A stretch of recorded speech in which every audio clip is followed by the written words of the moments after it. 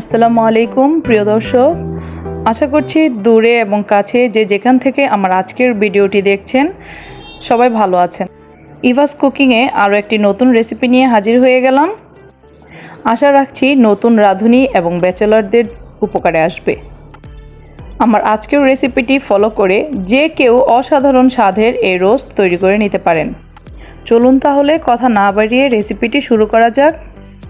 আমি আজকে শাহী মুরগির রোস্ট তৈরি করে দেখাবো।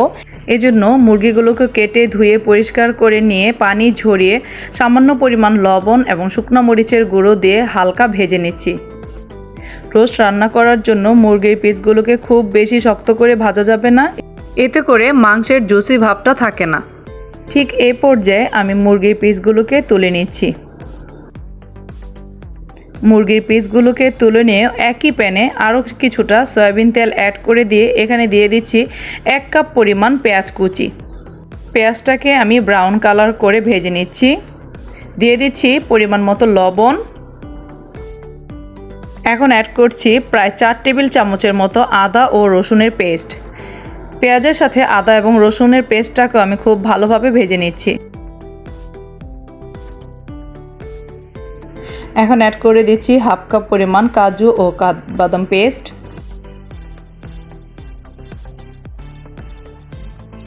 দিচ্ছি 1 কাপ পরিমাণ ফেটানো টক দই। টক দই দিয়ে মিডিয়াম আঁচে ভালোভাবে কষিয়ে নিতে হবে। চুলার আঁচ হাই ফ্লেমে থাকলে টক দই অনেক সময় ফেটে যায়। এখন অ্যাড করে দিচ্ছি 1 টেবিল চামচের কিছুটা কম পরিমাণ শুকনো মরিচের গুঁড়া। এখন আমি একে একে সমস্ত উপকরণগুলোকে অ্যাড করে দিচ্ছি এবং মশলাটাকে খুব ভালোভাবে কষিয়ে নিচ্ছি। দিচ্ছি 1 টেবিল চামচ পরিমাণ হোমমেড গরম মশলা পাউডার।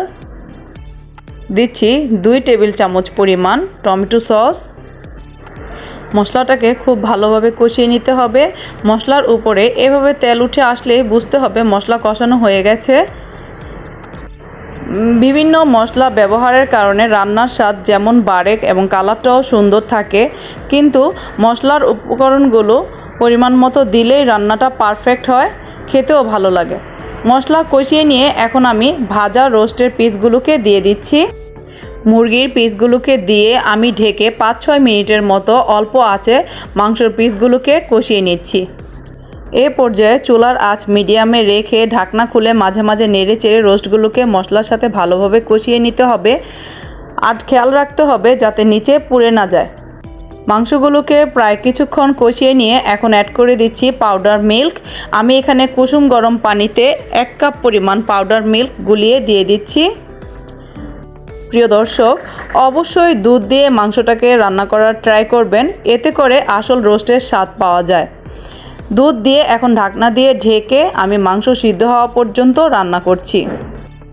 মাঝে মাঝে ঢাকনা খুলে মাংসর পিসগুলোকে উল্টে পাল্টে দিতে হবে, এতে করে মাংস ভালোভাবে সিদ্ধ হবে।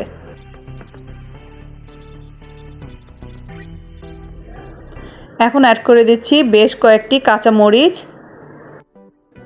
এখন দিচ্ছি প্রায় 1 মুঠ পরিমাণ কিশমিশ। আমি কিশমিশগুলোকে কিছুক্ষণ আগে ধুয়ে পানিতে ভিজিয়ে রেখেছিলাম। এ পর্যায়ে চুলার আঁচ কিছুটা বাড়িয়ে পানিটাকে শুকিয়ে নিচ্ছি এবং অনবরত নেড়েচেড়ে দিতে হবে। এ পর্যায়ে তলানি থেকে লেগে যাওয়ার সম্ভাবনা থাকে।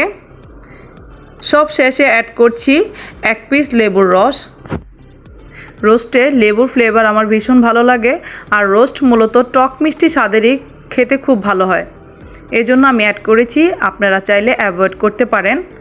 এখন এক্সট্রা ফ্লেভারের জন্য দিয়ে দিচ্ছি 1 চামচ পরিমাণ কেওড়া জল। নামানোর 5 মিনিট আগে অ্যাড করে দিচ্ছি বেশ কিছু পরিমাণ পেঁয়াজ বেরেস্তা দিয়ে আমি 5 মিনিট অল্প আঁচে ঢেকে রান্না করব, তাহলে আমার আজকের রান্না কমপ্লিট। যেহেতু আমি শাহী রোস্ট রান্না করেছি, এজন্য আজকের রান্নায় অনেকগুলো উপকরণ অ্যাড করেছি। প্রিয় দর্শক, আশা করছি আমার আজকের রেসিপিটি আপনাদের ভালো লেগেছে। প্রিয় দর্শক, আজকের রেসিপিটি স্টেপ বাই স্টেপ খুব সহজভাবে আপনাদের সাথে শেয়ার করার ট্রাই করেছি। আজকের রেসিপির প্রতিটি স্টেপ ফলো করে যে কোনো অতিথি আপ্যায়নে অতিথিদের তাক লাগিয়ে দিতে পারেন। রেসিপিটি তৈরি করে খাওয়ালে যে কেউ আপনার প্রশংসা করতে বাধ্য হবে। আমার আজকের রেসিপিটি যদি ভালো লেগে থাকে অবশ্যই একটি লাইক, কমেন্ট এবং শেয়ার করতে ভুলবেন না। যারা আমার চ্যানেলটিকে নতুন ভিজিট করছেন অবশ্যই আমার চ্যানেলটিকে সাবস্ক্রাইব করে আমার পাশে থাকবেন। ভিডিওটি শেষ পর্যন্ত দেখার জন্য আপনাদের সবাইকে ধন্যবাদ।